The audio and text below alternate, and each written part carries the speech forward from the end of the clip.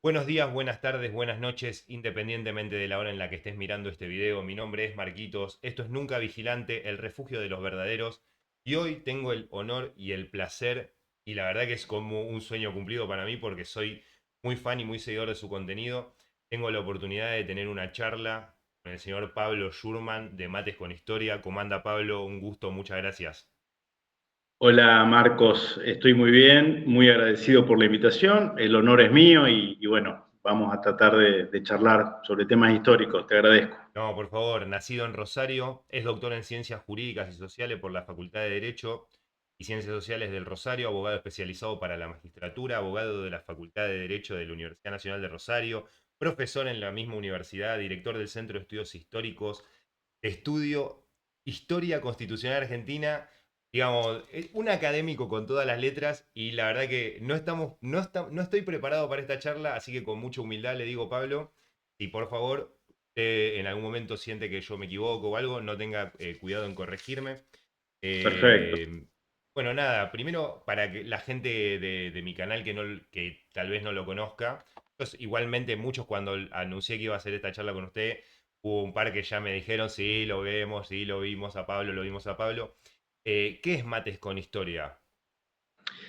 Bueno, mira, Mates con Historia es un canal de YouTube que empezó en la pandemia, aquel año 2020, como una aventura, como un juego familiar, Marcos, porque estoy casado, tengo 3 chicos, ahora están más grandes los chicos, obviamente. Y bueno, en casa tenemos, con mi mujer, somos bastante restrictivos con la cuestión de las pantallas, sobre todo en la mesa. Tenemos una regla que es que mientras estamos comiendo, sea la cena o el almuerzo, no hay celulares, ninguno. Entonces, a veces se da la charla, a veces no tanto. Y bueno, en aquel año de medio del encierro forzado, que se multiplicaron los canales de YouTube, yo lo veía, ¿no? Lo veía porque me volví, digamos, suscriptor de varios canales, digo, bueno, tampoco parece tan difícil, ¿no? Es cuestión de grabar, animarse y empezar a hablar de lo que a mí más me gusta, que es la historia argentina en general, ¿no? Y así surgió Mates con Historia. La idea del mate, bueno, ahora no lo tengo a mano, soy Yo, más bien de yo, yo matear. le hago el honor, Bien, Pablo. bien, perfecto. Yo soy de matear más bien temprano, después de la siesta, digamos, o a la mañana, por supuesto. Y la idea del mate, que es tan nuestro, tan rioplatense, no es una mera infusión, no es solo la bebida preferida de los argentinos, sino que es como algo que invita, ¿no? a compartirlo, a charlar. Nadie se toma unos mates a las apuradas, digamos. Generalmente uno lo asocia con una charla distendida, ¿no? Porque también el mate es una charla de amigos, de compañeros de trabajo, en fin.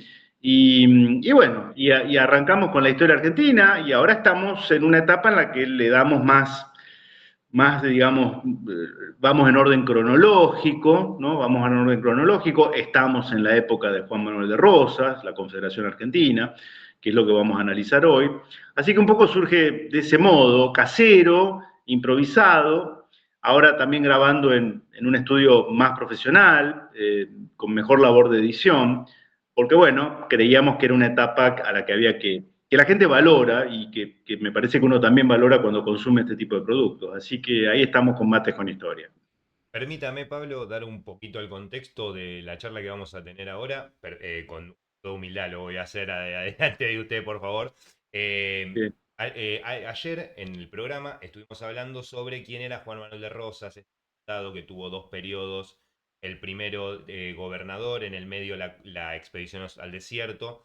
Y ahora, que es el tema, es la vuelta de obligado, entramos en lo que es su segundo mandato, que tal vez es el, digamos, en el que más cosas pudo hacer, por decirlo de alguna manera. Previamente a esto, previamente a la batalla en sí particular, un pequeño contexto de lo que sería, digamos, el inicio del segundo gobierno de Rosas. Es interesante porque, sí, él tiene un primer periodo de 3 años, duraban eso los gobernadores de Buenos Aires en esa época, 1829-1832, deja la gobernación, siempre fue bastante renuente, él era un hacendado, un tipo de campo, lo hace por expreso pedido de la Sala de Representantes en un contexto de una gran anarquía y de una gran inseguridad pública, porque la realidad es que la guerra civil, esto hoy nos cuesta entenderlo, pero la guerra civil en el ámbito de la provincia de Buenos Aires o sur de Santa Fe, yo soy de Rosario, se sufría mucho, Marcos, era una situación de saqueo de estancias, en fin. Entonces, la sociedad reclamaba a alguien que viniera a poner fin a esa situación, ¿no? Rosas no lo logra definitivamente, tiende a pacificar, tender puentes, llamémosle así, entre el federalismo que él representaba y el unitarismo, los unitarios, ¿no? Hay un periodo intermedio que él no es gobernador, pero como vos lo anticipaste, va a estar todo el año 1833 haciendo la campaña al desierto, la campaña que él protagoniza 50 años antes de la que va a protagonizar Julio Argentino Roca, 50 años antes, más o menos por los mismos lugares, sur de la provincia de Buenos Aires, lo que hoy sería parte de La Pampa, llega hasta la isla de Choel, en el valle del Río Negro, ¿no? Pone fin a la cuestión del problema de los indios, que era un tema, ¿no? Porque había una frontera real con el indio, belicosa, conflictiva, de inseguridad. Claro, yo expliqué, Y, perdón Pablo, yo expliqué un y poquito ayer de que Rosas lo que tenía era acuerdos con estos indios de frontera para evitar los malones que venían a agarrar el ganado, digamos, a saquear el ganado y a las mujeres. bien, el hecho de que él fuera un estanciero, que lo hablamos fuera de cámara, Marcos, el último Mate con Historia, de hecho abordé esta cuestión, ¿no? La gente dice estanciero o escucha estanciero, hacendado y se imagina las grandes estancias, los palacios, esos parques formidables diseñados por Carlos Tais. Eso va a venir después.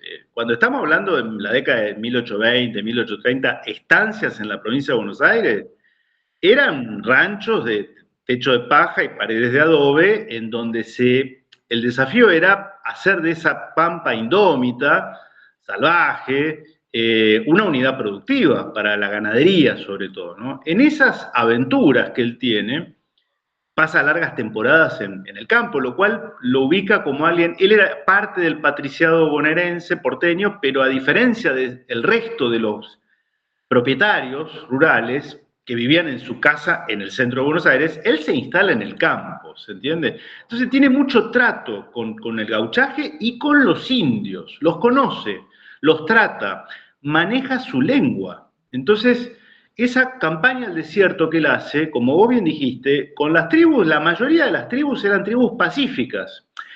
Hacían malones cuando había hambruna, porque uno dice, ¿cómo había hambruna en la pampa húmeda? Bueno, lo que pasa es que era un desierto en términos de que no había nada, o sea, era una pradera natural. Olvidémonos de los campos de trigo que vemos ahora y de los campos alambrados, eso vino después. Entonces, con muy buena muñeca política, sabe celebrar tratados de él representando al gobierno de Buenos Aires, con los caciques de cada una de estas tribus. Con otras se va a ir a los bifes, ¿sí? No, no, Porque por bueno, supuesto, claro, sí, sí. Donde no entra la sí, razón, entra la fuerza. había que, digamos, llevar la presencia del Estado, en este caso bonaerense, a donde no había ni un puesto de policía, si se quiere, y él lo va a cumplir, lo va a cumplir. Claro que también había otra finalidad, que era la de ampliar la frontera productiva. Bueno, sí, por supuesto, no era un filántropo, él era un estanciero, precisamente quería ganar plata cultivando los campos, creando ganado y exportando cuero y cebo, por supuesto, era una industria totalmente, era la industria sobre la cual era se basaba la riqueza de la provincia de Buenos Aires, Eso es ¿no? muy interesante que comentó en su último video. Recomiendo a todos que vayan a ver el último video de Mates con Historia. De que de la vaca realmente, la vaca, digamos, consumir las proteínas cárnicas era para el consumo interno y que se exportaba el cuero, el sebo, la grasa y se exportaban la cornamenta, los cuernos de la vaca, digamos. Exactamente, exactamente. Él va a ser uno de los primeros saladeristas, ¿Qué es es decir, un saladerista, Pablo? el saladero es como el origen remoto del frigorífico. O sea, uno hoy está acostumbrado, desde hace un siglo y pico, al inventarse la técnica de de refrigeración artificial, bueno, se puede carnear, se puede sacrificar al animal y la carne no se echa a perder en cuestión de 24 o 48 horas, como es lo natural, ¿no? Pero lo previo a eso fue el saladero. El saladero era donde se salaba la carne, se salaba en salmuera, ¿sí? Y esa carne desecada, como si fuera un jamón crudo, ¿sí? Es un proceso Perdón, natural. ¿es lo que se conoce como charqui, si no me equivoco? Ahí va. Exactamente. Es una carne desecada que luego puede consumirse básicamente en guisos, porque es una carne horrible, o sea, Claro, claro, dura. claro, pero era muy nutritiva y había, Marcos, grandes mercados compradores de ese producto, que eran los mercados esclavistas. No nos olvidemos que nosotros ya no teníamos más esclavitud en el Río de la Plata, pero por ejemplo nuestro vecino del norte, Brasil, la esclavitud va a ser legal hasta 1889 y va a tener millones de esclavos. Entonces, esa carne salada se exportaba a mercados que la consumían precisamente para alimentar a su población esclava, también en el sur de Estados Unidos, ¿no? Bien, pero vos me preguntabas por el contexto en el cual él asume el segundo gobierno. Se va a reavivar esa guerra civil, los unitarios conspiran, ¿no? Conspiran desde la banda oriental, ya entonces República Oriental del Uruguay, lo habían intentado desde Córdoba, con el general José María Paz, y en esas circunstancias se produce un hecho político de enorme trascendencia, que es el asesinato de Facundo Quiroga. Facundo Quiroga es asesinado en Barranca Yaco, provincia de Córdoba, al norte de la ciudad de Córdoba, un poquito más al norte de Jesús María, para que nos ubiquemos. Es asesinado en un crimen político que conmueve al país, ¿no? Porque era un hombre de un gran prestigio, sobre todo en el interior profundo, ¿no? Él era riojano. Y es en esas circunstancias, Marcos, en las que la legislatura de Buenos Aires le vuelve a pedir, le pide como 5 veces que asuma nuevamente. El tema era que asumir como gobernador ya en esa época implicaba ser gobernador de Buenos Aires, pero al mismo tiempo, de alguna manera, el jefe de la Confederación Argentina. ¿Por qué? Porque era un sistema confederal en el que cada provincia se gobernaba, tenía su gobernador, su legislatura, su poder judicial, pero el manejo de las relaciones exteriores del conjunto, o sea, el manejo de sus relaciones exteriores se la delegaban al gobernador de Buenos Aires. Entonces, era una suerte de presidencia, si se quiere, no se llamaba así con ese nombre, ¿no? Y él es consciente de la gravedad y se resiste y pone una condición. Si yo voy a asumir y voy además a ser el encargado de las relaciones exteriores de la Confederación, quiero tener la suma del poder público. Él es muy claro en esto. La suma del poder público es que él en su persona no solo es el gobernador y por tanto titular del Poder Ejecutivo, ¿sí? El que aplica las leyes y gobierna, estrictamente hablando, sino que además puede, con la suma del poder público, eventualmente puede dictar sentencias en causas judiciales, cosa que normalmente hacen los jueces, ¿sí? Que son un poder distinto. Y eventualmente también puede sancionar leyes, dictar leyes, Como si fuera el Congreso. Cosa que normalmente hace el Congreso o el Poder Legislativo en la provincia, ¿no? Y bueno, hay un plebiscito, creo que es la única vez en la historia argentina en la que se convoca al pueblo a votar por sí o por no. La pregunta era, ¿usted está de acuerdo en que Juan Manuel de Rosas sea gobernador y gobierne con la suma del poder público? ¿Sí o no? Y ahí están los números, fueron lapidario el resultado, creo que 9.000 votos votaban los varones de toda la provincia de Buenos Aires, ¿no? Rico, pobre, en eso fue muy democrático, sacando que no había voto femenino, ¿no? En la época. No, está bien, sí, pero sí, sí. 9.000 votos a favor contra 8 o 9 votos en contra, o sea, hubo... Eso es lo que va a llevar a que Sarmiento mismo diga por escrito que no se conoce que haya habido un gobierno más popular que el de Juan Manuel de Rosas. En esas circunstancias es cuando él asume el segundo gobierno en 1835, y bueno, sí, en el ámbito interno ya sabemos, sí, representa una dictadura. Yo lo que digo en esto, yo soy rosista, pero no, tampoco voy a pretender presentarles un Rosa que no existió, un Rosa democrático, llamémoslo así. Eso no fue así históricamente. Gobernó con mano dura, el país y persiguió a los opositores? Sí, es cierto. Como lo han hecho otros líderes mundiales en su momento. No, sí, perdón. Isabel I de Inglaterra gobernó con mano dura durante 50 años y ahí están las estatuas. Otto von Bismarck, el artífice de la unificación y del segundo imperio alemán, segunda mitad del siglo XIX, se lo conoce como el canciller de hierro. Pedro el Grande de Rusia, en fin, todos gobernaron con mano dura, ¿no? Eh, Perdón, que y, me gustaría hacerle un apartado ahí.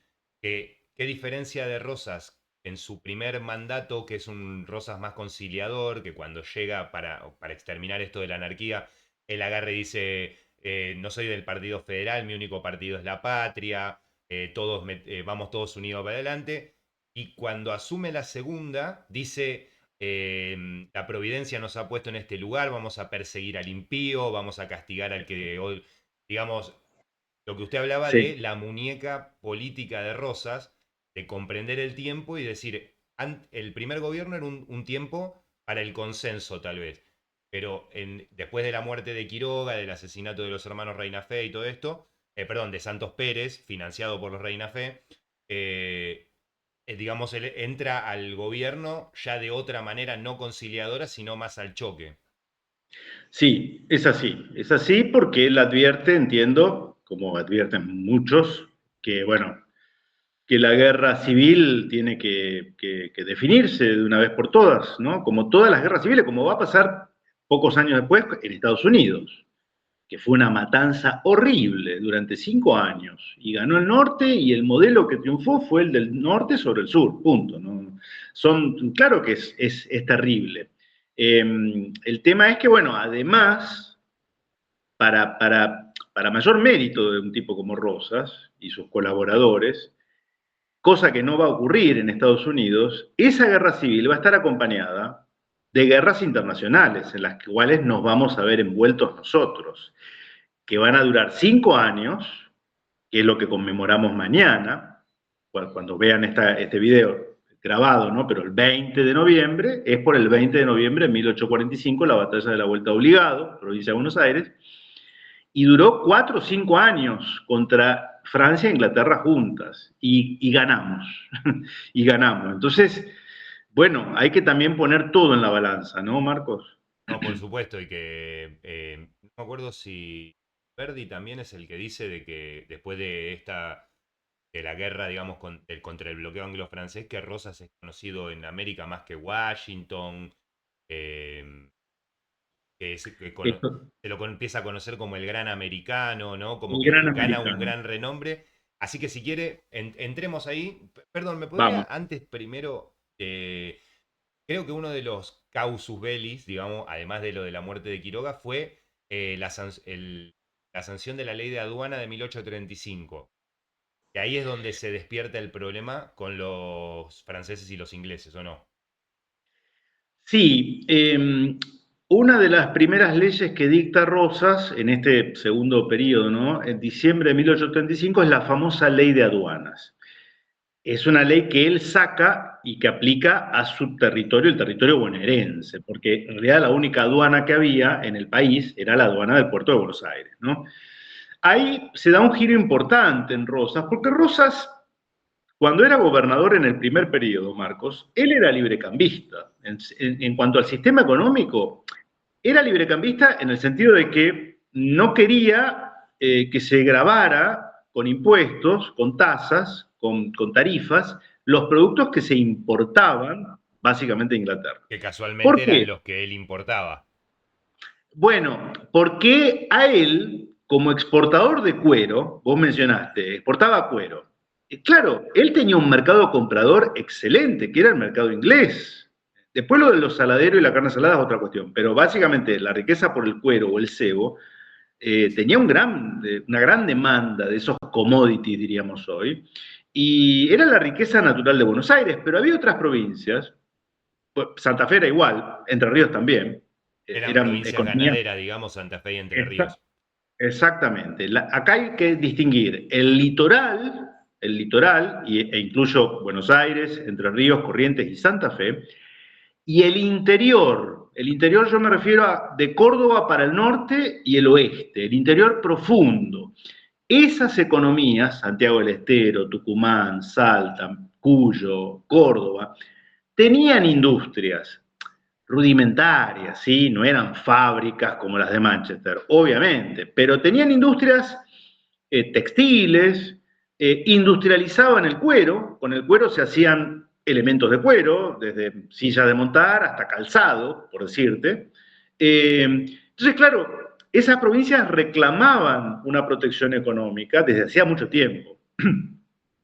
Y es José María Rosa el que dice al hablar de este cambio, porque ¿qué pasó? En 1835 Rosas se hace proteccionista, deja el libre cambio y abraza el proteccionismo económico y dice, momento, vamos a poner un par de impuestos, ¿sí? No es prohibicionismo. El que quería importar una silla de montar de Londres lo podía seguir haciendo, no estaba prohibido. Lo que pone es un poquito de criterio y dice, bueno, mira, si vos tenés plata para comprarte la silla de montar hecha en Londres, ningún problema.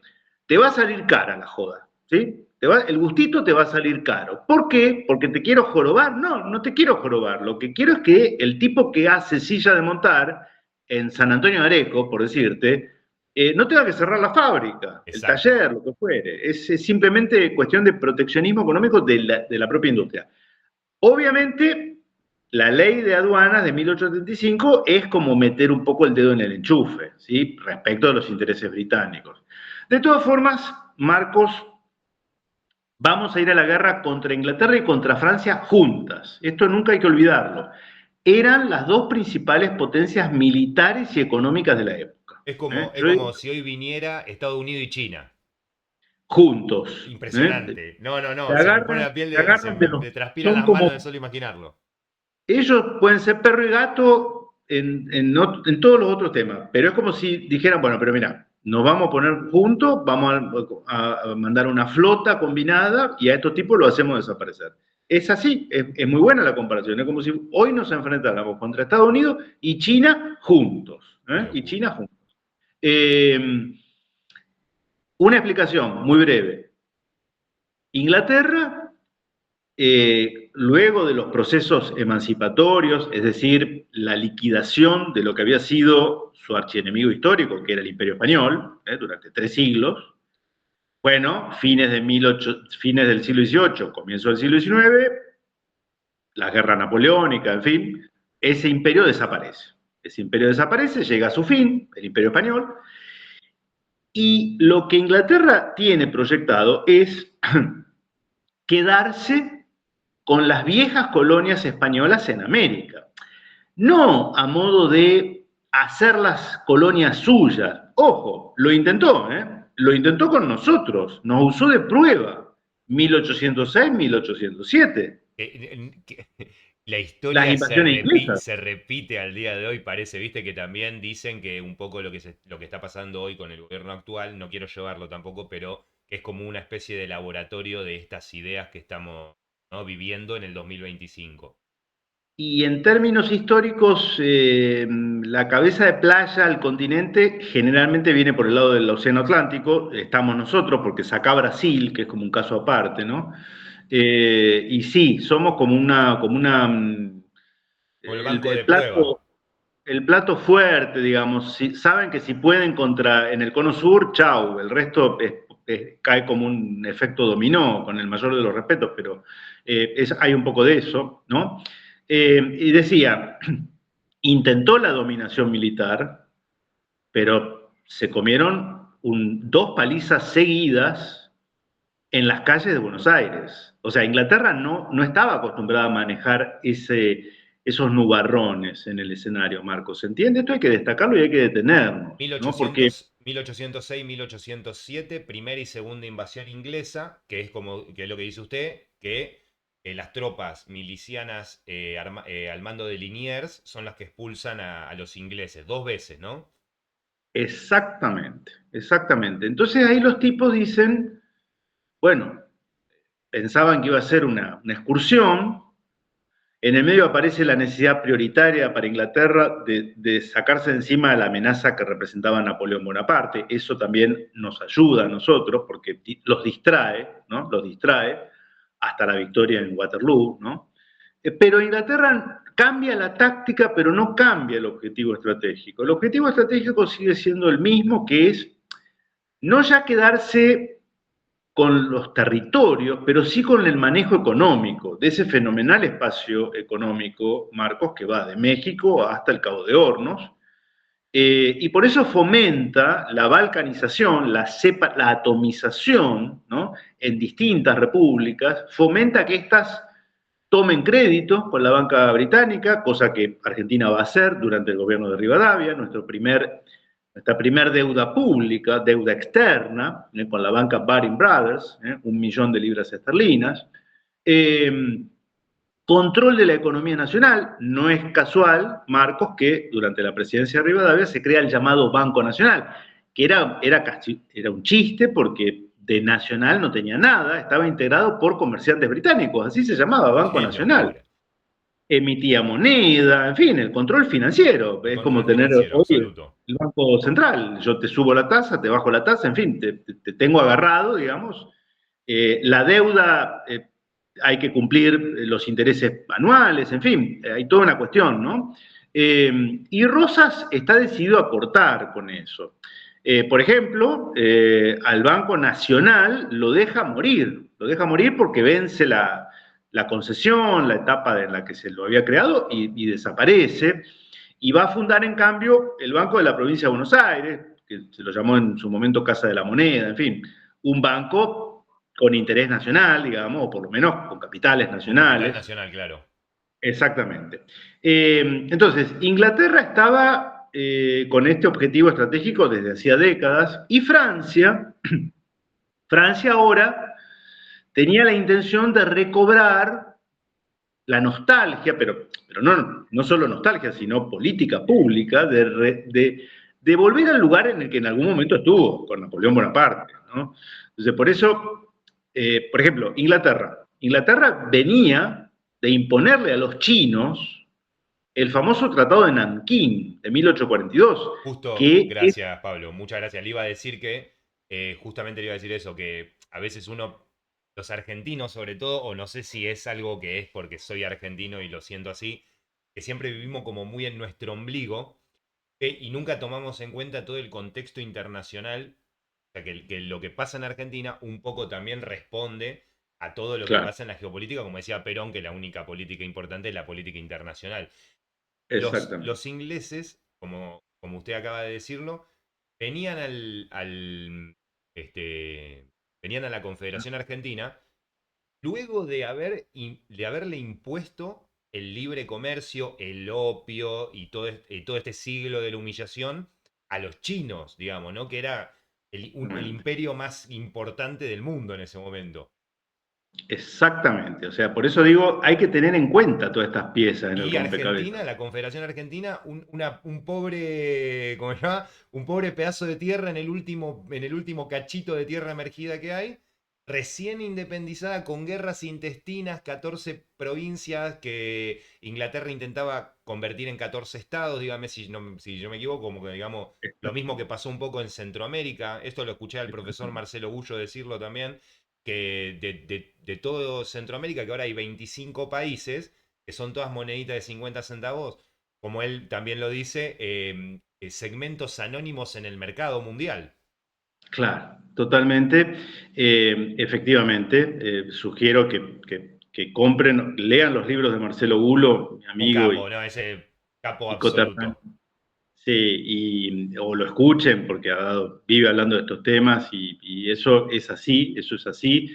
La fragmentación territorial también, Rosas, es también lo primero que advierte esa maniobra, y por eso no solo va a velar por la soberanía en cuanto a la navegación de los ríos interiores, el río de la Plata y el río Paraná, sino que también va a tratar de evitar esa sangría que era habíamos perdido la banda oriental, estábamos por perder el Paraguay, habíamos perdido el Alto Perú, la actual Bolivia, que era la zona más poblada y rica del virreinato en ese momento. Esto también hay que ahí es donde estaba la mina de plata, ¿no?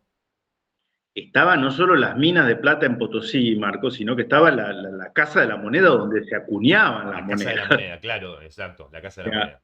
Para nosotros, la pérdida del Alto Perú, hoy Bolivia, una cosa inconcebible por la miopía en el manejo de las relaciones exteriores de los unitarios, concretamente de Bernardino Rivadavia, bien digo. Entonces, y Francia estaba también a los cañonazos en el mundo. Había bombardeado el puerto de Veracruz y le había impuesto a México tratados así muy leoninos, llamémosle así. Entonces, estas potencias, a lo que voy, es que no estaban acostumbradas a recibir un no por respuesta. O sea, estamos aparte en el siglo XIX. Ahora existe al menos nominalmente, sí, la ONU. El Por derecho más que Estados internacional. Unidos, claro, Estados Unidos no puede entrar a los cañonazos, en teoría. Llegado el caso lo hace. Claro, claro, en teoría, en teoría. Llegado el caso lo hace como lo hizo en Irak hace 20 años, pero en teoría no. En teoría hay un Consejo de Seguridad, en fin, ¿no?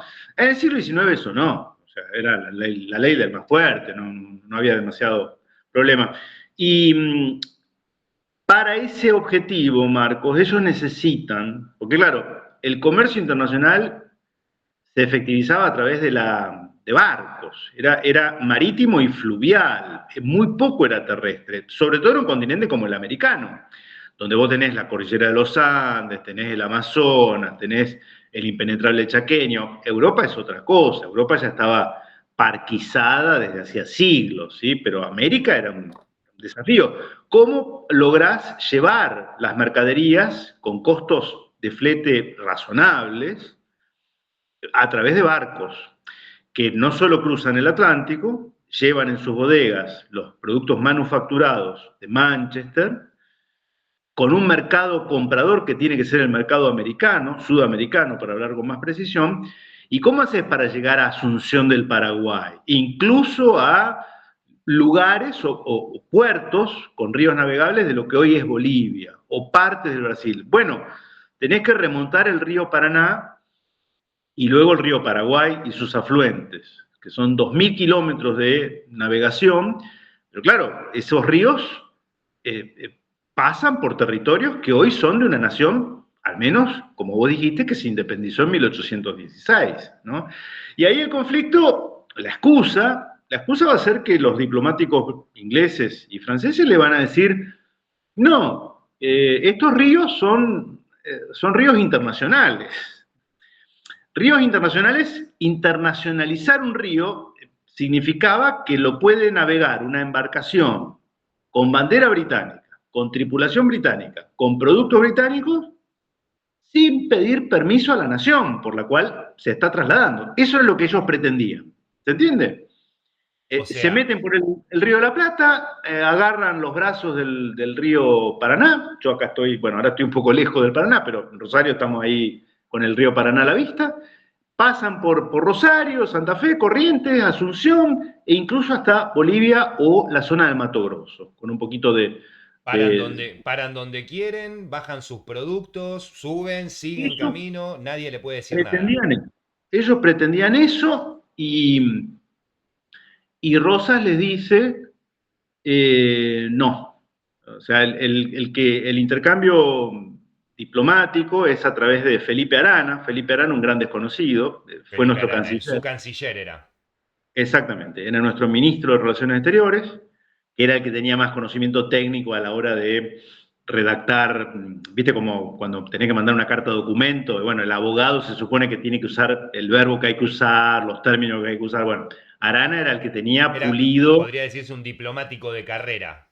Exactamente, sí, exactamente, Felipe Arana. Y Felipe Arana se lo plantea de un modo muy lapidario, muy levantable, Marcos, porque les dice, ustedes creen que el Paraná o el Río de la Plata es internacional, entonces no me tienen que pedir permiso a mí. Entonces aplica del mismo modo al contrario. Si una nave argentina, de bandera argentina, con tripulación argentina y con mercadería argentina, puede entrar por el río Támesis, y descargar ahí la mercadería claro. en un puertito, o por el Sena o el Ródano en Francia, y no, obvio, porque si pretende hacer eso, del primer cañonazo vuela la tripulación, la A mercadería. la mitad del Atlántico ya te estaban cruzando. Claro, claro. Entonces Rosa le dice, bueno, señores, nosotros vamos a exigir exactamente lo mismo, el principio de reciprocidad. Yo no sé si les voy a dar o no permiso, posiblemente les dé permiso, ¿eh? Yo no tengo ningún problema en que los barcos, el comercio internacional llegue a los puertos argentinos, ningún problema. Lo único que digo es, me tienen que pedir permiso a mí. No a mí, Rosas, al jefe de A la la Confederación Confederación. Argentina, claro. Exactamente, no era un capricho personal de él, ¿no? Y creo que no sé si, dígame si estoy en esa reunión que tiene, no sé si Felipe, no, que ya estaba Rosas con el embajador o de Francia o de Inglaterra, que le dice la frase que tengo en la remera, que Ah, ellos le dicen, no, pero nosotros somos una potencia, y Rosas le dice, usted está en el Río de la Plata y acá la única potencia es la Confederación Argentina. sí, es posible. Él era un, ¿qué es lo que creo que no le pueden perdonar los que no tienen eso visceral de patriotismo, ¿no? Pero que no era un patriota hacia lo loco, lo vamos a matar todo, no, no, no. Al patriotismo le va a sumar astucia. Por eso, después de 4 o 5 años, se firmaron los tratados de paz en los que reconocen la soberanía argentina sobre los ríos interiores. Si no, no hubiéramos logrado ese resultado, Marcos, ¿eh? O Vamos, sea, vamos, vamos ahí, Pablo, entonces, vamos ahí, bien, bien. vamos ahí. No, a ver, cuando... La vuelta de Sí, obligado. O sea, el bloqueo anglo-francés, digamos, y todo el desarrollo. ¿Es el momento más soberano de nuestra historia, tal vez? bueno, vos sos bonaerense y es muy bueno que me hagas esa pregunta. Yo soy rosarino, o sea, soy santafesino y te tengo que matizar un poco, Vamos ahí, Pablo. porque el Día de la Soberanía Nacional lo festejamos el 20 de noviembre, en conmemoración a la batalla de Vuelta de Obligado, 20 de noviembre de 1845, a la altura de Vuelta de Obligado, es decir, entre las hoy ciudades de San Pedro y Ramallo, ¿no? Provincia de Buenos Aires. Fue una derrota militar. Esto hay que dejarlo en claro. Es decir, ¿por qué rescatamos Vuelta Obligado y la tomamos como la conmemoración de la soberanía nacional? Por la actitud que tuvimos. La actitud fue esos barquichuelos, esas barcacitas sobre las que se colocaron simbólicamente unas cadenas, porque Que esas cadenas, casualmente es nuestro fondo de pantalla. Exactamente. perfecto. Casualmente nuestro Bien. fondo de pantalla. Eso fue una simbología que quería decirles, acá no van a pasar gratis. ¿Eh? Si van a pasar, se van a comer un par de cañonazos y van a tener bajas. Vamos a ir a los bifes, cueste lo que cueste. Nosotros no somos como otros pueblos. Ese era el mensaje de Ese obligado, era el ¿no? mensaje de obligado, exacto. Después de una jornada de lucha, las tropas argentinas no pueden seguir la lucha porque prácticamente se han quedado sin municiones. Como vos bien dijiste, nosotros teníamos muy poco poder de resistencia bélica. No olvidemos que esa flota eran 100 navíos, Marcos, eran 100 naves. Como decía la canción, dice 90 buques mercantes, 20 de guerra, dice, ¿no? La canción. Aproximadamente, aproximadamente, o sea, era una expedición comercial, porque eran 80 barcos mercantes, escoltados por 20 naves de guerra, que si la Argentina no cedía, iban a abrir el río a cañonazos, como lo hicieron, ¿no? Entonces, ¿es el momento más soberano de la historia argentina? Es posible porque el pueblo argentino dijo, y bueno, listo, ya está. O sea, si cedemos acá, entonces no merecemos ser una nación independiente, Ah, porque qué hermoso, qué hermoso, es así, qué es hermoso. así. La arenga de Lucio Mancilla es el comandante de las fuerzas argentinas, ¿no? Bueno, está documentado, ¿no?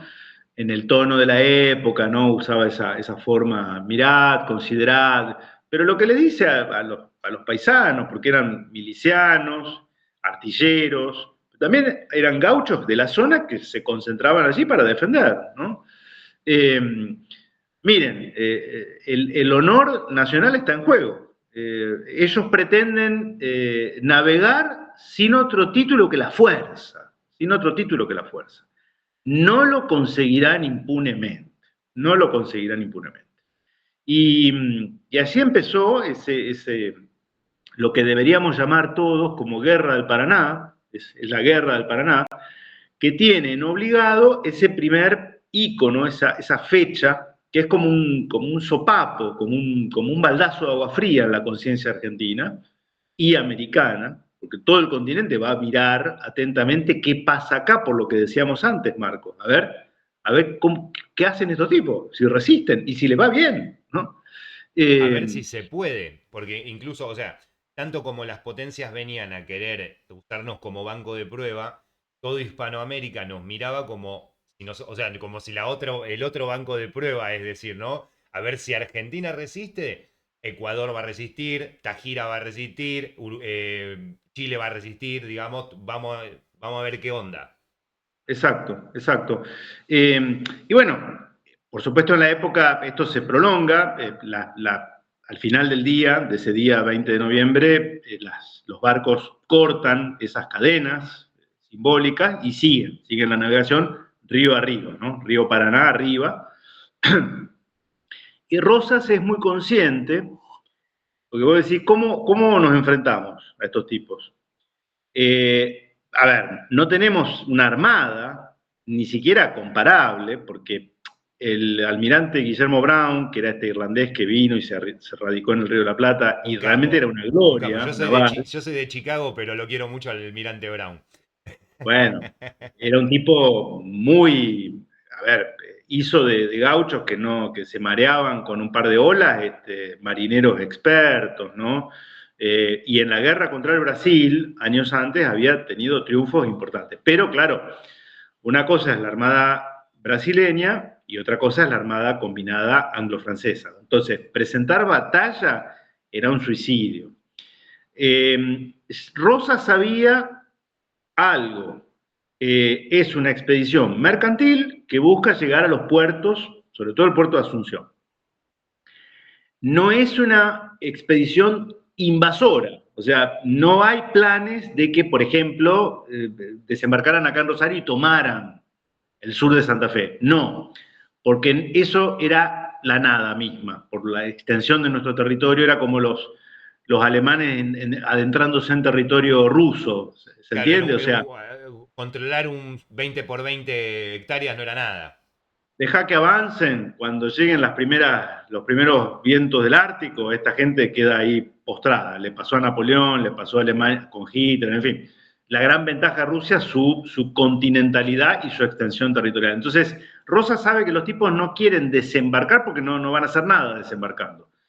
Entonces, ¿qué hacer? Bueno, hostilizarlos, ¿eh? Hacerles el mayor daño posible. O O sea, sea, allí donde se que le cueste caro vender las cosas. Exactamente. Lo que decía Lucio Mancilla, le decía, no lo conseguirán impunemente. O sea, ustedes vienen a hacer pingües negocio acá, se van a ir a pérdida. Sépanlo. Y es lo que finalmente va a ocurrir con el tiempo. Entonces, claro, los bonaerenses y en general los argentinos nos quedamos con que la vuelta obligado, y ahí se terminó. No, momento. Porque esa flota sigue y va hasta Asunción del Paraguay, se la va hostilizando, agrediendo, dañando, más como actos simbólicos que como actos militares, a lo largo de toda la costa, terminando Buenos Aires, pero después sigue sobre todo la costa del río Paraná, que está con la barranca, que supone una defensa natural, se entiende, una altura de unos 25 metros, Perdón, ¿no? estamos diciendo ya llegando para el lado de Punta Quebracho, ¿no?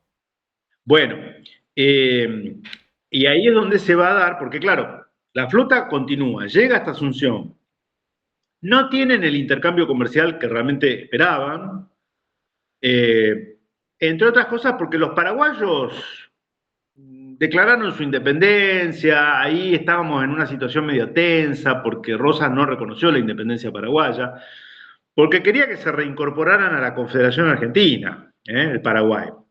Bueno, la cosa estaba ahí medio tensa, pero Paraguay no digo que nos dio una mano, pero no fue el mercado comprador de los productos británicos como se suponía que iba a ser, ¿se entiende? O sea, Claro. vinieron con la esperanza de... Ojo que Paraguay era un país, Asunción era una ciudad muy poblada, ¿sí? Era un mercado importante, ¿eh? Era un mercado importante. Claro, en algún momento esa flota, porque vos imaginate, Marcos, 100 naves tienen un costo diario operativo, ¿se entiende? Eh, es como, no voy a La comparar con los... tripulación y los Claro, barcos de guerra incluso también.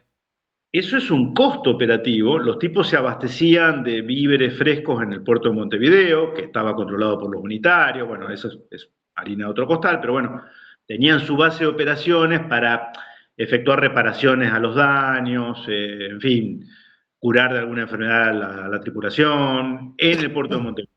Pero la cuestión es que el tiempo pasa y ellos tienen que regresar. Esas naves, como expedición mercantil, tienen que volver. Tienen que volver por el río Y la Paraná, pero única esta vez, salida, claro, era el Paraná. si vos ves el mapa, ahora hay que volver, estuario del río de la Plata, Océano Atlántico, Europa.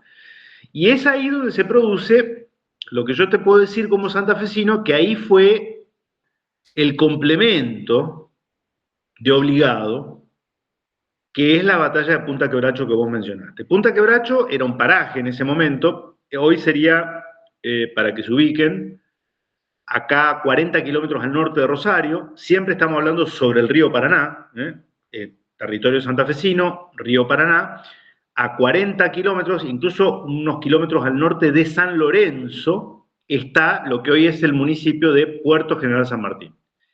Ahí es donde se da la batalla de Punta Quebracho, ¿sí?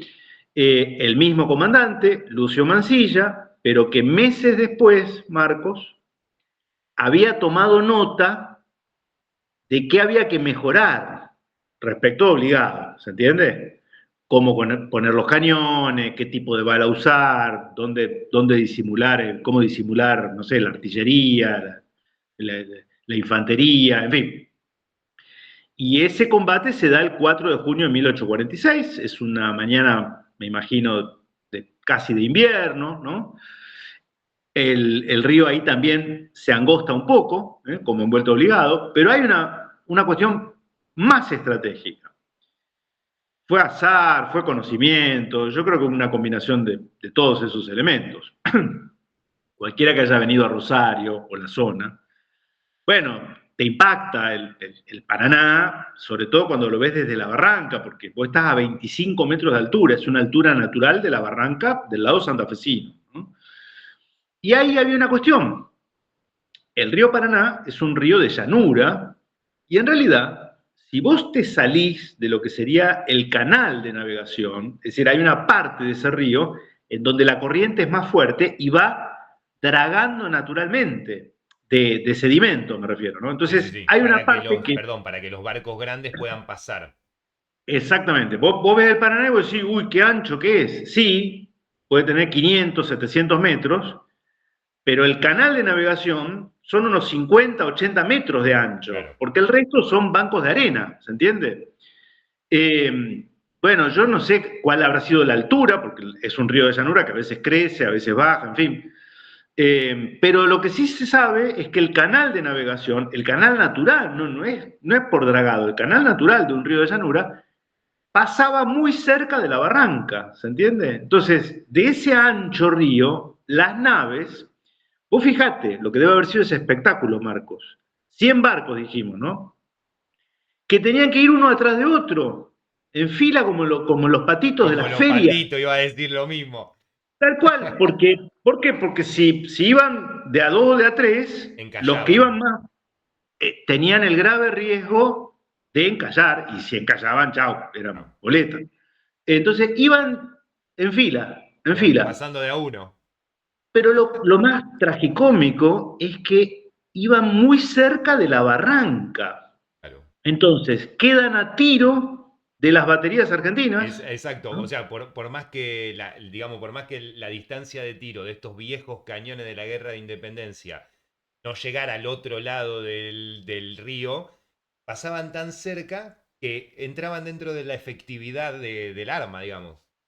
Con un gran problema para ellos, Marcos. Porque vos me dirás, bueno, pero algunos que nos escuchan, pero eran como si fueran los destructores nucleares Claro, de eran los hoy. portaaviones de ahora, Gerald Ford, eso, claro. Sí, perfecto. Pero en esa época los barcos de guerra tenían las típicas hileras que eran pisos, ¿no? Con A cañones. los costados, claro. Pero esos cañones, Marco, tienen un ángulo de tiro. Claro, ay, no, es una genialidad Están absoluta. preparados para, primero, para pelear contra otro barco en alta mar, digamos, ¿no? O sea, a la altura, a la misma Sí. altura. Y después sí pueden bombardear como lo hicieron en Obligado. En Obligado los barcos, ¿a qué le disparaban? ¿A otros barcos argentinos? No, le disparaban a nuestras baterías. Pero ahí tenían un escenario más dilatado en el río. Acá, el ángulo de tiro no les daba, no les permitía. Entonces, cuando ellos disparaban sus cañones, los cañonazos ingleses o franceses se estrellaban contra la barranca, ¿se Ah, entiende? qué genialidad. Es como, es lo que dice usted, es un poco de, para mí, obviamente, ¿no? Un poco de planificación, pero como todas las cosas buenas de la vida, también es un poco de suerte. Es así.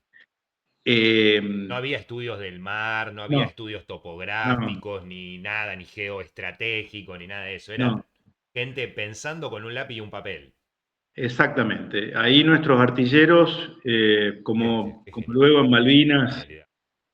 hundieron como 5 barcos de guerra, unos 10 barcos mercantes. Perdón, Pablo, disculpe. Recordemos que una de las preguntas era con qué contaba Argentina y con qué contaba Inglaterra. Ya pasamos un poquito esa parte, así que lo hago rápido. Los barcos eran los últimos y más nuevos y más modernos barcos a vapor, digamos, ¿no? Que ya estaban en el tope de la tecnología. Hundir esos 5 barcos, como dice usted, en Malvinas, los destructores tipo T-42, esos increíbles que tenían los británicos, era lo mismo, pero en el siglo XIX, era el tope de la tecnología marítima. Exactamente. Es lo que suelen hacer los imperialismos en todas las épocas, Marcos. Cuando tienen una guerra en lo que ellos consideran la periferia, ¿sí? Que nosotros lo éramos en términos de relaciones internacionales, ¿sí? Sí. Y seguimos siéndolo, nos guste o no, ellos aprovechan y prueban las nuevas tecnologías bélicas, ¿no? Tienen ahí la oportunidad para precisamente comprobar. Y en teoría, Eh, sin riesgo de respuesta, en teoría. bueno, hay una anécdota que se cuenta, y es muy probable, porque estando los gauchos apostados en Obligado, se aproxima la flota, y entonces había barcos a vela todavía, el tradicional barco a vela, y ya había barcos a vapor, es decir, la típica chimenea que sale el humo, ¿sí? Propulsión a vapor, que te da una gran ventaja, Marcos, obviamente, respecto de la propulsión a vela, que sea como fuere el viento o no haya viento, vos tenés un motor, ok. Dicen en nuestros gauchos, claro, imagínate, algunos es como que gritaban contentos diciendo que se estaban incendiando los barcos, ¿entendés? Porque salía humo. Le salió humo de la chimenea y que le estamos prendiendo fuego a los barcos, una locura. Claro, habrá habido, no sé, otra batería antes que le Gente que pegó capaz, un... claro, gente que capaz que era la primera vez que veía esa tecnología en vivo, que capaz ni sabía que existía esa tecnología. Es como si hoy, no sé, nos invaden los extraterrestres y vos ves un arma que... Con drones, Claro, claro. claro, claro, una cosa así, ¿no? Pero, Qué locura. y tenían también, esos, alguna vez lo leí, yo no soy especialista en historia militar, Marcos, ¿no? Pero he leído que tenían un tipo de cañón que era como con estrías, ¿no? Entonces la bala de cañón, al dispararse, producía mucho más daño al impactar que las tradicionales balas de cañón, la bola gigante de hierro, bueno, eran balas o municiones Sí, mucho más. estas estrías interiores tendían a perdigonar un poco la bala de cañón, digamos. No, no lo sé, no sé si es así, pero sé que tenían una tecnología claramente superior a la nuestra. Pero bueno, en síntesis, Punta Quebracho, Marco, fue una paliza, una paliza. Lucio Mancilla hace un parte muy detallado, ¿no? De las naves. Mirá, también otro indicador, creo que ellos tuvieron 80 bajas y del lado argentino hubo una baja. Vos sabés que hace años que estoy tratando de ver quién fue esa baja, quién Claro, fue ese soldado argentino que murió. soldado nunca Y conocido por Dios. Andás a ver, habrá muerto allí en el campo de combate, habrá muerto días después, no, no lo sabemos, yo por lo menos no lo sé. Mirá que he ido a dar clases y conferencias a Puerto General San Martín porque ellos le dan mucha bolilla a Punta Quebracho. En la zona es muy conocido Punta Quebracho y ahora hay toda una movida porque autoridades de un museo ahí, que son seguidores de Mates con Historia, entonces nos potenciamos los enfermitos de la historia y del Claro, patriotismo, de decir, che, esto lo tiene que conocer todo el país, ¿cómo puede ser que no se conozca? ¿No? O que se conozca muy poco, ¿no? claro, claro. Y bueno, esa jornada, yo te decía, es el complemento perfecto de vuelta obligado. Patriotismo, pero Punta Quebracho demuestra que el patriotismo se le sumó astucia, conducción militar, manejo de la situación para darles el golpe donde más le dolía y más daño le podía causar al enemigo. Casualmente que dijo usted ahí conducción, ¿cuál es, digamos, o a lo que usted puede, digamos, decir, cuál fue el acierto de Rosas, digamos? ¿Cómo es que poner a buenos comandantes, haber, no sé, mantenido, digamos, relaciones internacionales medias, eh, digamos, ambiguas en el sentido de decir, te vamos a dejar pasar, pero tenés que pedir permiso porque si no hay cañonazo, digamos, ¿cómo es esta conducción y cómo separa un país periférico, como usted decía, ante estas dos potencias, más allá de lo estrictamente militar, que acá, como dice usted, en Punta Quebracho fue una paliza, digamos? Sí. Bueno, es una pregunta muy interesante porque, a ver, yo creo que el mérito de Rosas es que él era un estratega que manejaba la macro, ¿se entiende? El tipo entendía por qué había 100 barcos, de los cuales 80 eran mercantes, escoltados por 20 barcos de guerra en un lugar tan remoto y dispuestos a todo, a ir a la guerra, ¿no? Entonces creo que Rosas es inteligente y es bicho en entender la lógica del enemigo. El tipo le lee la mente al enemigo, entiende rápidamente qué es lo que quiere el enemigo. Y por eso prepara una defensa acorde a eso, ¿se entiende? Arruinarles el negocio. ¿Esto es un Arruinarles el negocio? negocio, claro.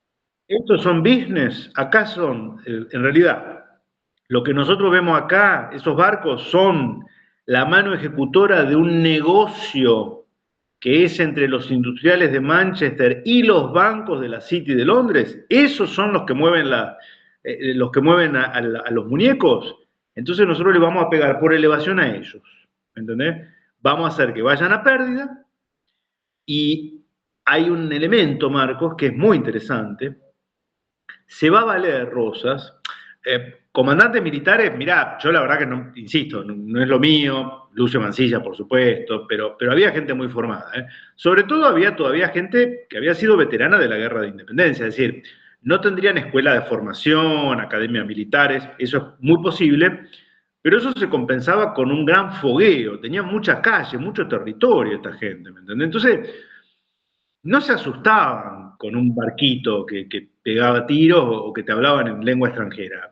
Había una gran conciencia patriótica que es muy nuestro y es muy visceral, de toda la vida, de toda la vida. Mira, vos a mí no me vas a prepear. Partamos de esa base. Yo no agacho la cabeza, te miro los ojos y te voy a enfrentar.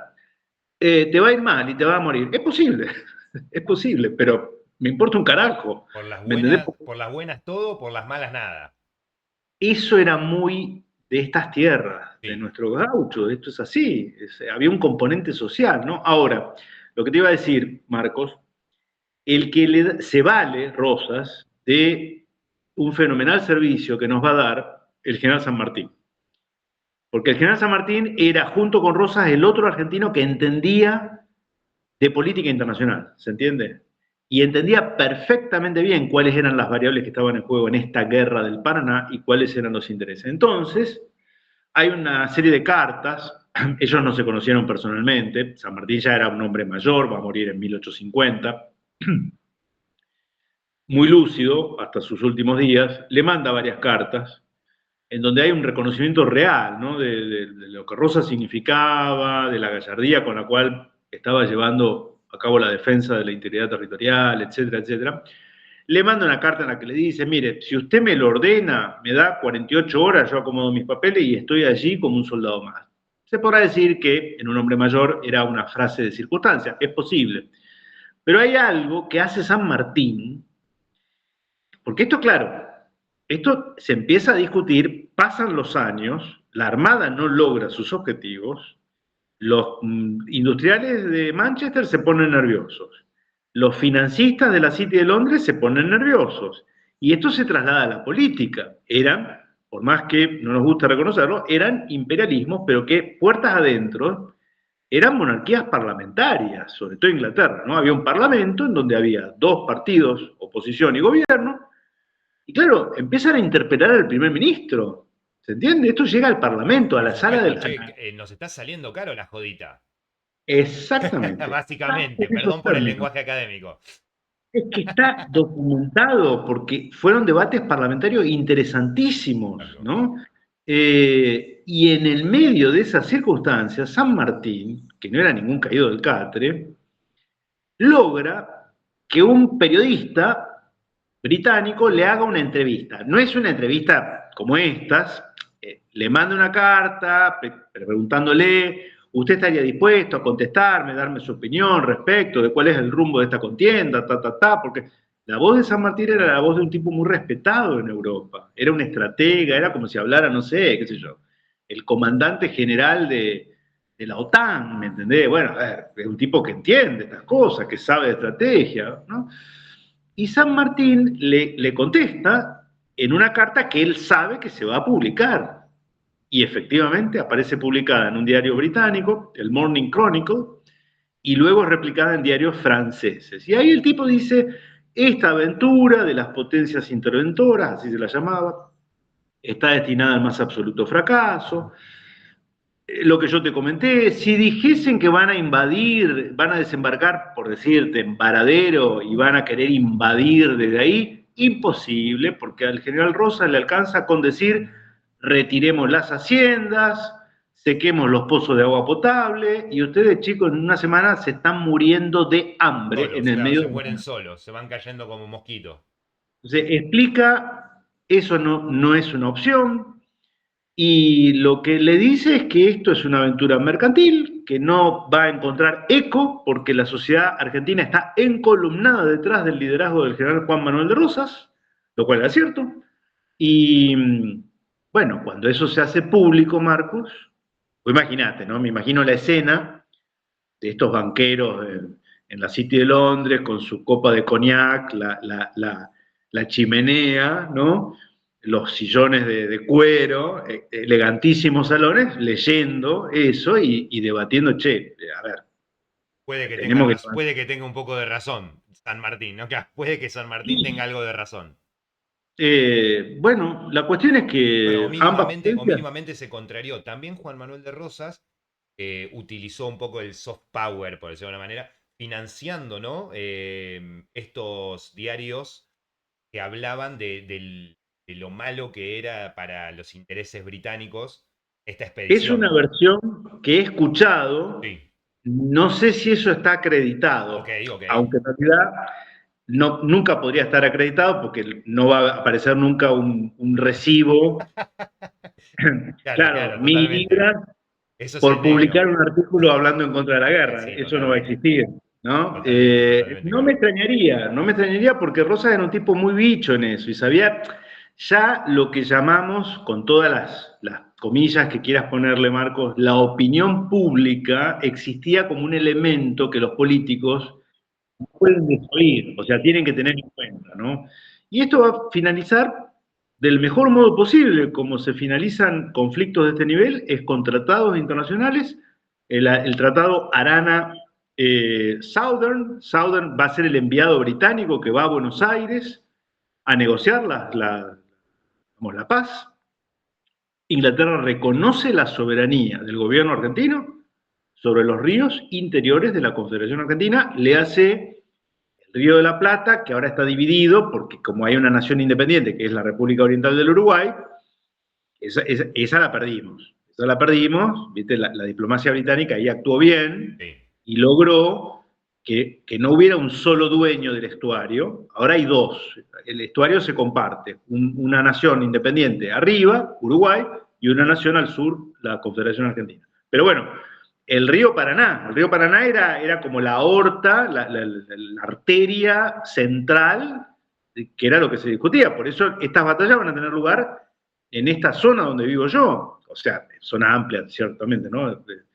Puerto General San Martín, Ramallo, San Pedro, es el río Paraná lo que se discutía. E Inglaterra reconoce la soberanía argentina sobre el río Paraná y Francia hace lo mismo en otro tratado aparte que se conoce como Arana por nuestro canciller, ¿no? Felipe Arana. Sí. Lepredur era Constantino Lepredur, Fortunato Lepredur era el comandante de la Armada francesa en el Río de la Plata que firma el tratado y después es ratificado por Francia. Así que bueno. Hay una, quiero para que leamos, voy a poner acá en el medio la carta que San Martín le manda desde el exilio a Guido, que dice, ya sabía la acción de obligado, qué inequidad. De todos modos, los interventores habrán visto por esta muestra que los argentinos no son empanadas que se comen sin más trabajo que abrir la boca. Eso, ahí Sí. dejo la carta completa, no la vamos a leer ahora. Pero, Sí. y otra cosa que después, digamos, con el tiempo se saca a la luz, es esto de que San Martín le lega el sable corvo por la acción de la vuelta de obligado. Hay una canción de Rimoldi Fraga, que casualmente estuve hablando ayer, que dice, los hombres con sus conveniencias trataron con saña tu imagen borrar, y así consiguieron que el pueblo conozca la justa verdad. Cuando uno reivindicaba a San Martín, indirectamente terminaba reivindicando a Rosas porque San Martín le regalaba el sable, ¿no? Sí, sí, sí, lo de ese gesto de San Martín Creo que es esa es la terrible. frutilla del postre de la carrera de Rosas, ¿no? Como que es algo, más no se puede pedir, digamos. Hay una carta de un unitario a otro, una carta privada, yo no sé si era Florencio Varela, Juan Cruz Varela, a Félix Frías, no me acuerdo, pero que le dice con todas las letras, cuando se entera de esto, ¿no? Esto que ha hecho San Martín es para nosotros una puñalada, porque San Martín le está dando lo más preciado para un militar, su sable, a Juan Manuel de Rosas, o sea, nos hace un daño terrible, Es como le dice. además como una traspolación directa, es como decir, yo, San Martín, mi obra continúa en Juan Manuel de Rosa, digamos, ¿no? Con eso, tal Claro, cual, sí, sí, es un pase de antorcha casi al totalmente, salvaje bárbaro del federal de Rosa, que era un federal. totalmente, es así, Marco. Sí, sí, sí. Otra ahí, terminada, digamos, la vuelta, como usted contaba recién, los cancilleres tanto de Francia como del Reino Unido firman estos tratados de paz, hacen los 21 cañonazos al pabellón argentino, reconocen, Reino Unido se reconoce y, dice, y reconoce la autoridad de la navegación de los ríos solamente en la Confederación. ¿Qué es lo que pasa posobligado? A pesar de todo esto, a Rosas al poco tiempo, esto termina en 1850, y en 1851 se da vuelta a Urquiza y en 1850 está Caseros. ¿Qué es lo que pasa? ¿Por qué se le dan vuelta? Al que ganó, le ganó a los dos más grandes, le ganó a River y a Boca. ¿Qué pasa ahí, Pablo? Perdón, ¿qué puede No, sacar usted algún... no, es que yo te lo contesto, Marcos, pero eso da para otro programa, Ah, ok, ¿sí? ok, ya está bien. No, porque ahí es necesario traerlo a otro personaje, que es justo José Urquiza, que era gobernador de la provincia de Entre Ríos. Y ahí hay una cuestión también, como vos bien dijiste, citando a Perón, Marcos, eso siempre tenemos que recordarlo. La verdadera política es la política internacional, ¿sí? Porque es la que ordena todo lo interno, en algún sentido. Y ahí, con la guerra terminada, imagínate los reconocimientos que hubo a nivel sudamericano, continental. Ahí es donde Rosas se lo empieza a conocer como el gran americano se lo llama, ¿me entendés? O sea, era una proyección continental la del tipo, pero con mucha causa, porque esto que decíamos, ay, ahora el resto del continente va a estar mirando qué es lo que pasa. Bueno, y vos te preguntabas, ¿y si ganamos? Bueno, ganamos. Los ingleses se fueron. Y nosotros somos soberanos de decidir con quién comerciamos, con quién no. Entonces, no había que ser un lector muy, muy avisado, Marco, para darse cuenta que la próxima disputa iba a ser entre la Confederación Argentina y el Imperio del Brasil, para ver dentro de Sudamérica cuál va a ser la potencia hegemónica en Sudamérica. Brasil había quedado, sobre todo la monarquía, el emperador, había quedado herido porque a él tampoco le gustó el tratado de Lord Ponsonby de 1828. Que ellos durante un tiempo tuvieron control sobre la banda oriental. La llamaron la provincia cisplatina, la llamaban así. Perdón, ¿No? ¿podría explicar, Pablo, ese tratado sintéticamente, el tratado entre Brasil e Inglaterra? La guerra contra el Brasil, 3 años, 1826, 1828, fines de 1828, se salda con un tratado, pero en el cual el que interviene y el que muñequea la cosa es Lord Ponsonby, que era el plenipotenciario británico, para más datos, que se sale con la suya, en el sentido de que la banda oriental no va a ser ni para Brasil, como querían los brasileros, la provincia cisplatina, así le decían, tampoco va a ser para la Confederación Argentina, la banda oriental, olvídense, va a ser una nación independiente. Listo. Esto yo tengo trato con uruguayos, no quiero entrar acá en polémicas con los No, no. uruguayos. Con mis amigos uruguayos Pero, raperos tampoco, por favor. bien, pero la realidad es que al quien más convino un Uruguay independiente, eso está escrito por un pensador uruguayo a quien yo tuve el gusto de conocer, el honor de conocer, ya fallecido, Alberto Metol Ferré, escribió un libro, siendo uruguayo, que se llamaba Uruguay como problema, así, ¿no? En donde dice, sí, es un invento de Lord Ponsonby para que precisamente el estuario del Río de la Plata no esté en posesión de un solo país, que debía ser Argentina, porque habíamos ganado en términos militares. Pero bueno, otro día, si querés, lo analizamos. Lo que se estaba por dirimir era, por tanto, quién iba a tener la hegemonía sudamericana, si Brasil o la Confederación Argentina, ¿no? Y ahí, bueno, ahí aparece en escena un hombre, Justo José Urquiza, que se pasa de bando, Marcos. Yo tengo amigos entrerrianos también, viste que en Entre Ríos... Era el jefe del ejército de operación puesto por Rosas, digamos, ¿no? O sea, El llamado ejército de vanguardia, así se lo llamaba, era el ejército compuesto por milicias de muchas provincias, pero que estaba asentado en la Mesopotamia, o sea, en Entre Ríos y Corrientes. Lo nombra a Urquiza comandante en jefe del ejército de vanguardia. Había una guerra civil ahí en Uruguay entre los blancos y los colorados, sobre los cuales nosotros también estábamos metidos. Nosotros digo los argentinos, apoyábamos a los blancos, que estaban liderados por Manuel Oribe, a quien Rosas y la Confederación reconocía como presidente constitucional del Uruguay. Pero los colorados... Manuel Oribe era el de los 33 orientales, si no me equivoco, ¿no? Participó siendo más jovencito, sí, efectivamente, junto con la Valleja, en fin. Pero los colorados, que eran los unitarios uruguayos, llamémosle así, eran fuertes en el puerto de Montevideo. Fuera del puerto de Montevideo no existían los colorados, era todo blanco el Uruguay. Pero tenían el puerto de Montevideo donde recalaban las naves británicas, francesas, ¿no? Entonces, eso siempre estuvo latente allí.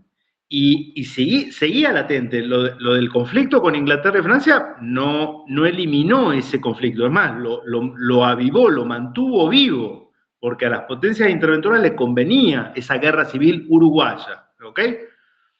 Claro, ahora Inglaterra y Francia levantan campamento y se van.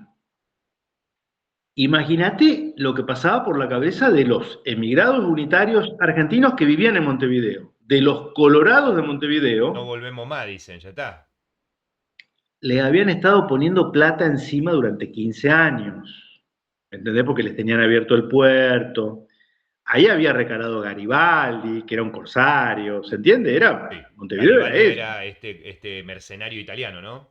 Sí. Exactamente, exactamente. Claro, ahora se firmó la paz, los muchachos se van, ya Qué está. locura, ¿no? Quedaron mirando al norte.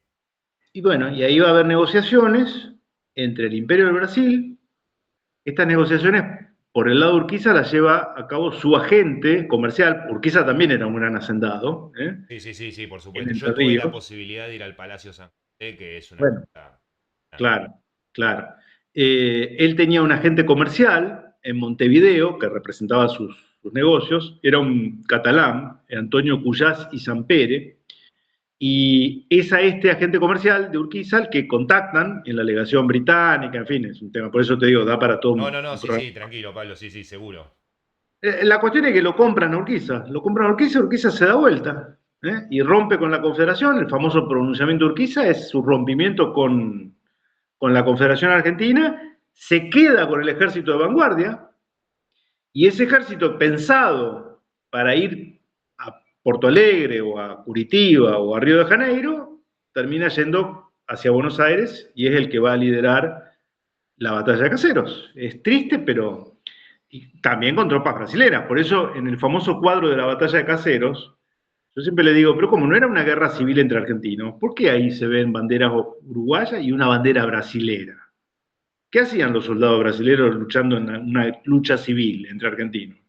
Porque Brasil, para Brasil, Caseros, es una guerra internacional, Claro, que tal cual. ganaron. Que encima que ganaron, desfilaron por las calles de Buenos Aires, bueno, toda la historia con la entrada de Urquiza, que dice después la frase que va a ser repetida por la Revolución Libertadora de ni vencedores ni vencidos, ¿no? Haciéndose el buena onda.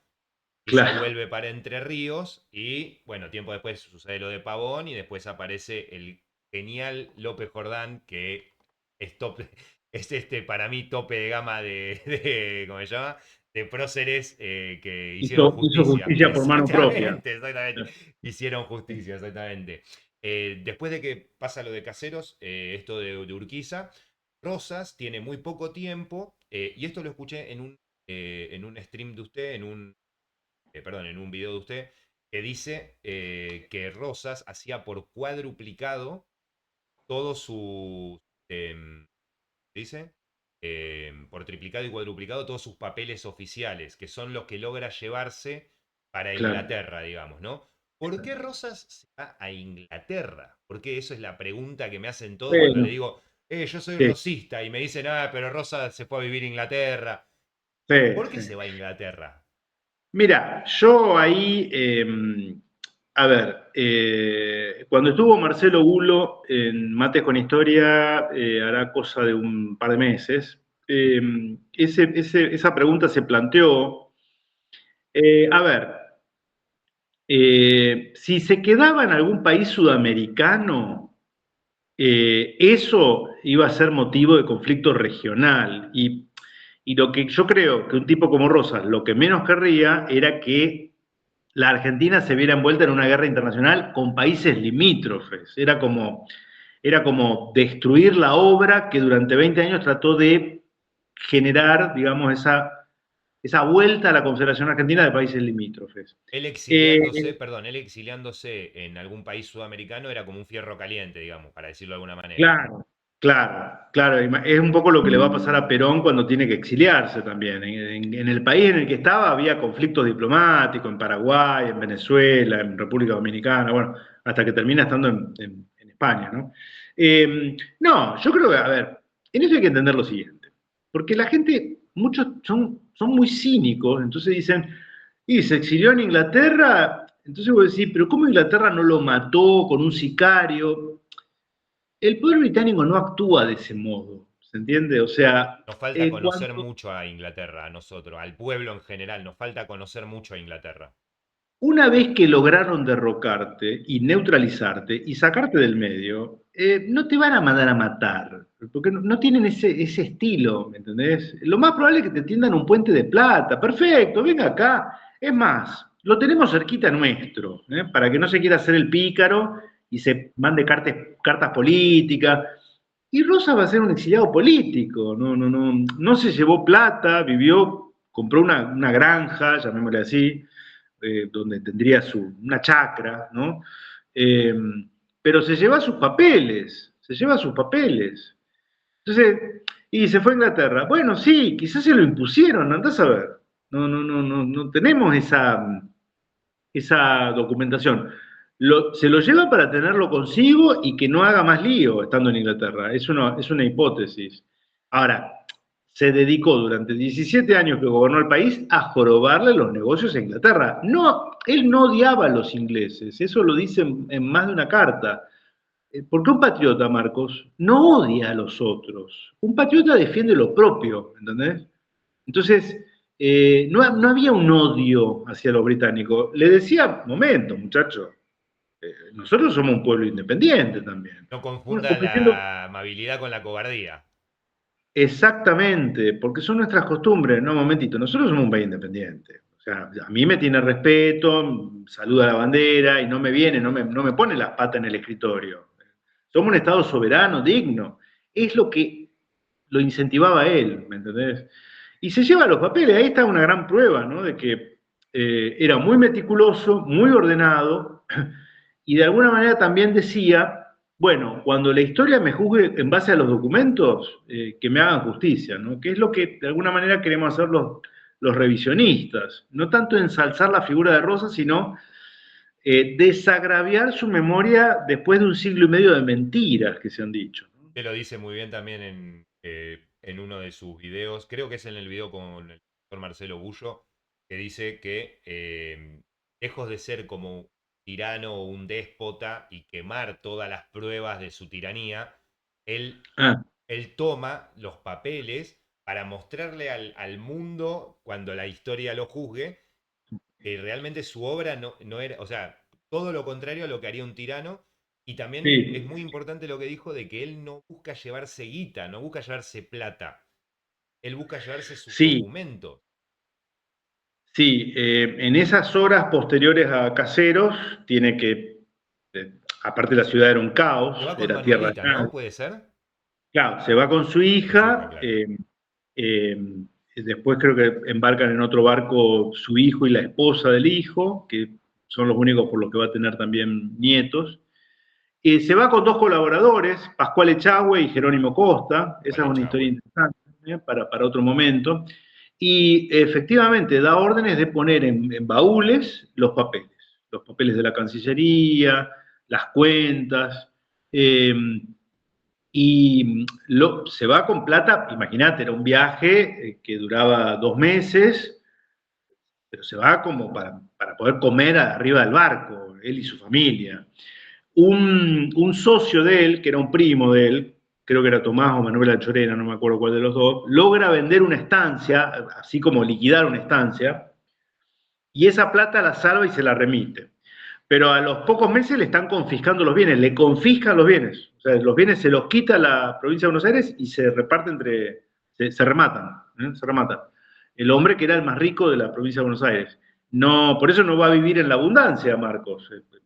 Va a vivir en una granja, pero ahí, modestamente, ¿no? Para lo que era la época.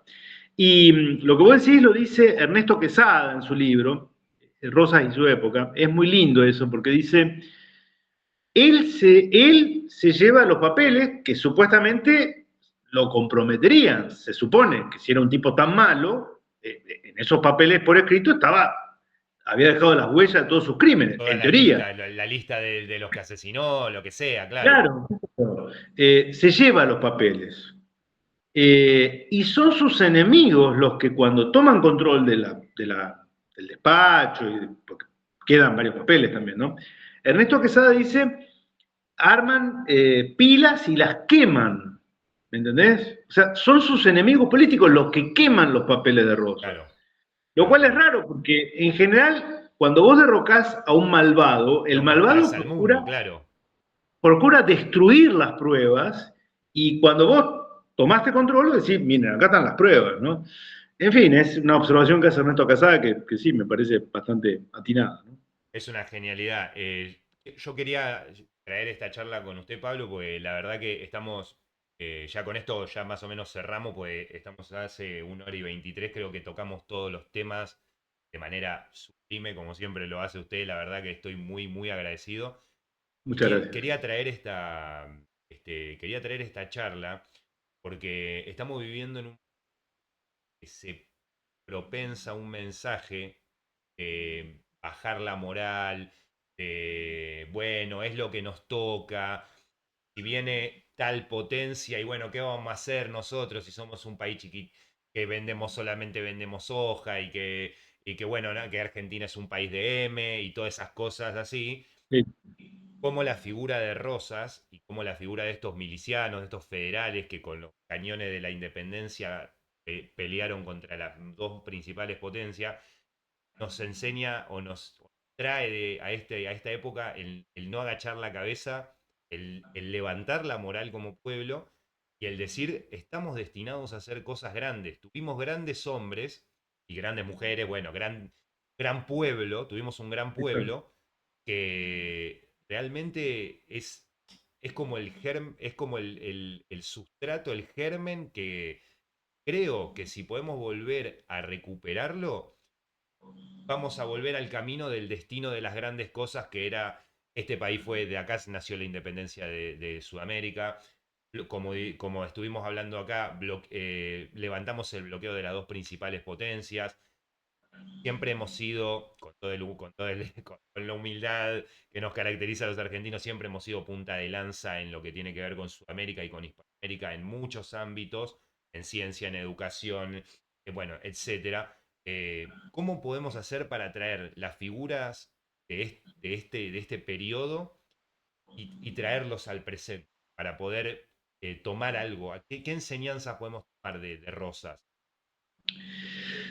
Mira, yo que le sumo como un hito muy importante de nuestro pueblo, es que ese proceso migratorio de segunda mitad del siglo XIX, comienzo del siglo XX, Marcos, del cual desciendo yo, por ejemplo, ¿no? Los rosarinos somos hijos de tanos, de españoles, de croatas, de húngaros, y nos integramos, acá no hemos conocido, eh, digamos, persecuciones, sí quizá clasistas, por cuestiones de bolsillo, pero no por cuestiones de piel ni por cuestiones de credo religioso.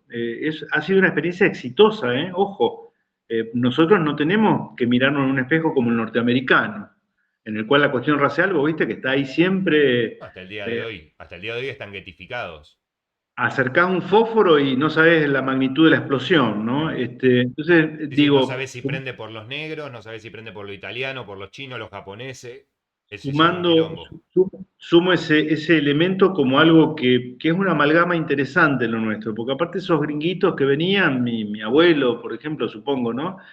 Eh, Veían al criollo y lo querían imitar, ¿entendés? Querían ser gauchos, querían parecer gauchos, y por eso el mate, y copiaban sus modos, sus ademanes y sobre todo sus valores. Y por eso nos queda aún al día de hoy en el habla coloquial decir, haceme una gauchada, es decir, el gesto desinteresado y desprendido de quien sin ganar nada es solidario con otro. ¿Entendés? Esto es nuestro, somos nosotros así.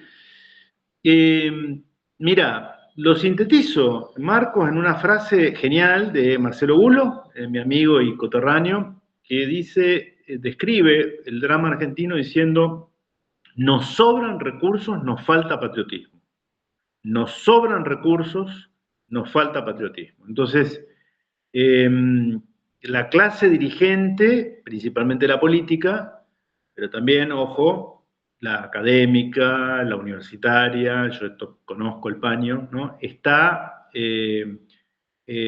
Se ha vuelto cosmopolita y tiene como un aguijón de desprecio por lo propio, ¿entendés? De desprecio por lo propio. Y nosotros tenemos que ir contrarrestar esa acción. Ahora tenemos desde hace unos años, Marcos, porque hasta hace 20 años, y bueno, sí, eran los libros, en fin, se difundían, sí, pero había una hegemonía cultural en los canales de televisión abierta, en los grandes periódicos, formato papel. Ahora eso ha desaparecido y por eso se ponen tan nerviosos a veces los otrora dueños de la comunicación, cuando aparecen youtubers, raperos, que dan una versión que los contraría y aparte da fundamentos serios, ¿me entendés? Porque no somos petardistas en el fondo. Claro, claro, por Damos supuesto. argumentos, citamos autores, No es una hacemos cuestión de inferencias. tribuna. Claro, no, va, yo por lo menos, No, ¿no? En sí, sí, mate con sí, historia. pero por lo menos sí, eh, sí, por eso. y entonces eso es una oportunidad. Marcos, para tratar de concientizar, sobre todo a los jóvenes, que es fundamental porque los procesos revolucionarios históricamente los protagonizan jóvenes, estoy hablando de 20 a 40 años, ¿me entendés? Los viejos ya, en todo caso, podemos predicar, sí, macanudo, pero son los jóvenes los que van a tener que... Y eso se va notando. Yo conozco chicos que el 2 de abril pasado, y bueno, estaban pintando un mural de Malvinas, ¿me entendés? No existían cuando fue Malvinas, no tienen necesariamente un vínculo con veteranos de guerra, pero ese día feriado, en vez de estar durmiendo hasta el mediodía, o no sé, boludeando, los tipos iban y estaban a media mañana pintando un mural de Malvinas. Bueno, a lo mejor no hace falta tener un Rosas o un Perón, pero hace falta sí tener, saber que hay compañeros, compañeras al lado, en el trabajo, en la oficina, en la facultad, en el vecinos, a los cuales uno pueda interesar, motivar y apasionar con estos temas. Con eso misión cumplida. Bueno, genial. Bueno, creo que hemos terminado, Pablo, 1 hora y media clavado justo. Bueno, bueno, bueno. Y nada, le agradezco muchísimo de vuelta y vuelvo a decir, acá tienen Mates con Historia, tiene ahí abajo, también voy a dejar el link para que vayan al canal a suscribirse y para que lo escuchen. Esto, Mates con Historia hay que escucharlo con una lapicera y con un papel al lado para poder ir después desmembrando, ir abriendo nuevas pestañas. La historia no se aprende de un tirón, No. son todos temas más complejos. Así que bueno, nada, lo único que le voy a pedir, Pablo, las últimas palabras para todos los pibes que nos estén viendo. Bueno, que valoremos que el 20 de noviembre ahora es un feriado nacional, no lo reduzcamos a un feriado turístico, por supuesto que es lícito y es legítimo irse a la costa, a la sierra, o estar en tu casa disfrutando con amigos, haciendo un asadito, tengamos un momento de, che, a ver qué pasó ahí, un interés, porque sabes qué, la historia compartida también es memoria de lo pasado y es honrar a los muertos que se jugaron el pellejo para que nosotros estemos hoy acá. Entonces, no saber lo que pasó el 20 de noviembre de 1845 en Vuelta Obligado es como si yo te preguntara algo de tu vida personal y sufrieras de amnesia o de Alzheimer y no supieras explicarme quiénes fueron tus abuelos, tus padres o quiénes son tus hermanos. Es un escenario horrible, porque sos como algo que no tiene memoria en lo personal. Bueno, no seamos un pueblo con Alzheimer, recuperemos nuestra capacidad de recordar y de honrar a los muertos. ¿Sí? Damas y caballeros, el señor Pablo Schurman de Mates con Historia pasó por Nunca Vigilante al Refugio de los Verderos. Y acuérdense que en esta vida se puede ser cualquier cosa, pero nunca vigilante. Ahí Gracias, estamos. Marco. No, no, ahí detuve la grabación.